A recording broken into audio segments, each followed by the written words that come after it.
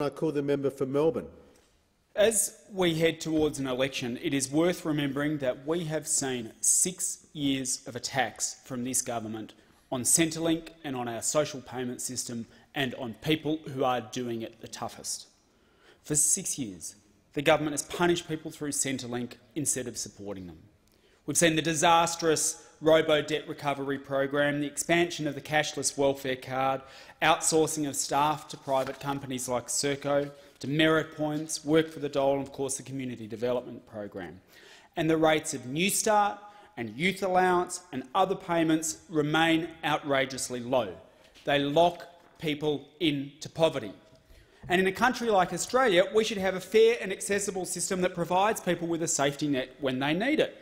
There's sometimes talk from those on the right that say poverty is a choice. Well, poverty's not a choice. No one would ever choose it. But I tell you what is a choice: punishing people and keeping people in poverty. That is a choice that this government repeatedly makes and that they need to be held accountable for.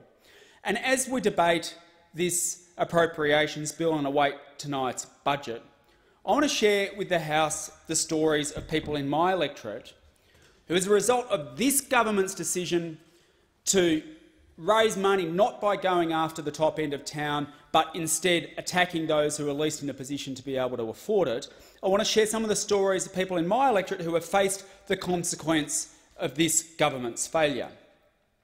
We've been contacted by almost 350 Melbourne constituents who've needed help with Centrelink recently. And when my office receives calls from university-educated constituents who want to raise their concerns because they can't understand or navigate the system, let alone people whose first language isn't English, the situation is clear. Centrelink is breaking under this government.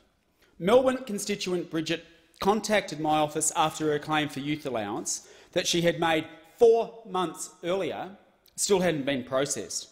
She made the claim well before her university semester and was still waiting after the semester had finished. And Bridget's a full-time student, but she was forced to work up to 4 days a week to cover her basic costs. And she told my office that this had a huge impact on her studies and her health. She was forced to work when she wanted to focus on her studies.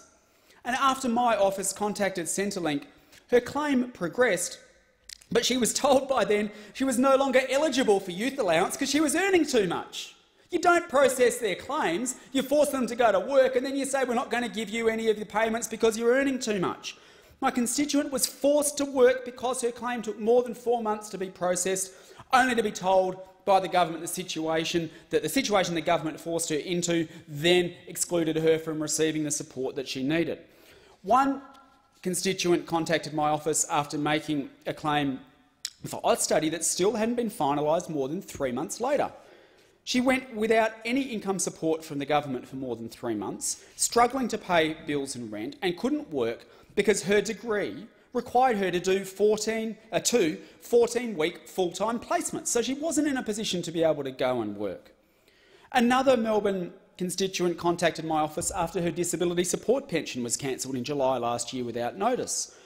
She wasn't able to go to a service centre due to her disability and didn't have a phone. She spent 45 minutes standing in the freezing cold at a phone booth, waiting on hold to speak to Centrelink, who then gave her the wrong information and didn't reinstate her payment. She was told her payment was cancelled because Centrelink wanted to transition her to the age pension, when in fact it was cancelled because Centrelink had sent a letter to the wrong address. She told my office she'd been living off bread and tea for 2 months and that she'd just run out of tea. She was being sent threatening letters to vacate her residence because she was so behind on rent and was at risk of having all her belongings sold because she couldn't continue paying for storage. This should not be happening in Australia. Another constituent, Alex, contacted my office after his claim for the disability support pension was refused, and his appeal had been going on for more than 1 year. In the meantime, his disability meant that he couldn't get work, and the government's payment for Newstart allowance was so low that after he pays his monthly rent of $1,250, he has less than $200 per month to pay for his bills and food. $200 per month to pay for your bills and food. and that's more than 90% of his income that goes on rent, but he doesn't have any options because he can't access affordable housing. And he's told my office, Alex has, that he uses the torchlight on his phone instead of turning on the lights in his house, because that is what this government is putting him through. And he tells my office that he is only one step away from being homeless. And with the government's new demerit point system, all it would take is one system error to see him miss a rental payment and be out on the street. And these are just some of the stories from the people who live in Melbourne. But right around Melbourne and right around the whole country, people are getting screwed by this government.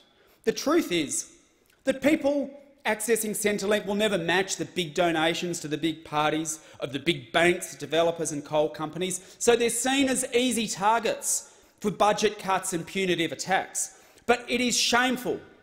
It is shameful that governments are failing people like this. We need to make government serve the many, not just the powerful few donors. And while sharing these stories, I also want to acknowledge here in Parliament the work being done by the Australian Unemployed Workers Union, who are taking a stand for the right to social support and secure payments when we need them. Social support and secure payments when we need them is, of course, and should be the right of all people in this country. They are informing Centrelink recipients about their rights and organising to change the system. Now, this government might think that the system is working fine when we punish people rather than help them, but it is not. That is a broken system. The Greens will continue to fight for people's rights to gain proper support and to increase the single rate of Newstart and Youth Allowance by $75 a week. Not put it under review, but to increase it. We don't need more reviews. We know the facts are in that people are living so far below the poverty line. It is a barrier to them finding work, and it is a barrier to them staying healthy and well. We must lift Newstart and Youth Allowance by $75 a week. And Newstart hasn't increased in real term in decades. It is locking people into poverty. We need to change that, and we will keep fighting until we do.